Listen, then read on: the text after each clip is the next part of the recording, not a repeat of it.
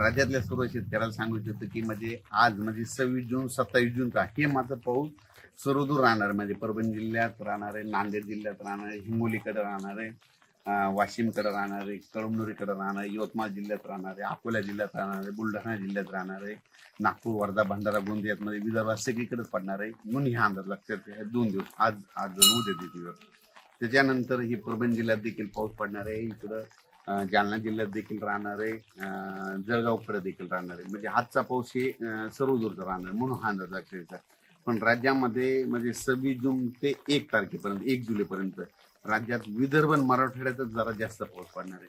सांगायचं झालं तर तुम्हाला सांगतो, विदर्भामध्ये 6 5 11 जिल्ह्यात आणि मराठवाड्यात म्हणजे हे दररोज वेगवेगळ्या भागात पाऊस पडणार आहे 1 तारखेपर्यंत. म्हणजे 26, 27, 28, 29, 30 आणि 1 जुलैपर्यंत दररोज वेगवेगळ्या भागात पडणार. दुपारपर्यंत ऊन पडणार, दुपारच्या लगेच पाऊस येणार म्हणून हे लक्षात येतं.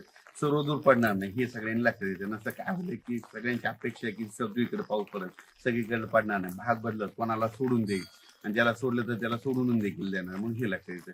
पण राज्यात सांगायचं झालं तर हे पाऊस म्हणजे आता 26-27 म्हणजे 26-27चा पंढरपूरकडे देखील म्हणजे सोलापूर जिल्ह्यात पडणार आहे, पंढरपूरकडे राहणार आहे, नगर जिल्ह्याला देखील पडणार आहे. पण तिकडे आता रिमझिम राहणार, थोडे थोडे थेंब येणार आहे, जास्त नाही पडणार.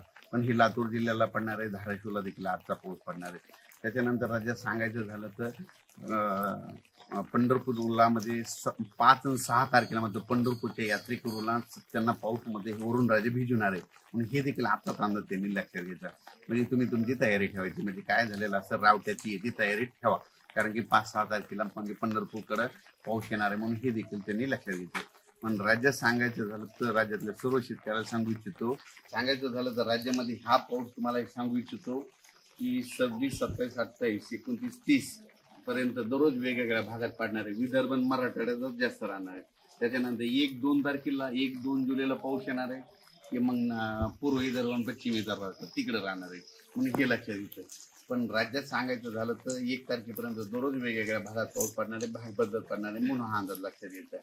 आणि राज्यातल्या सर्व शेतकऱ्याला सांगू इच्छितो की अचानक वातावरणात बदल झाला तर लगेच एक मेसेज दिला जातो.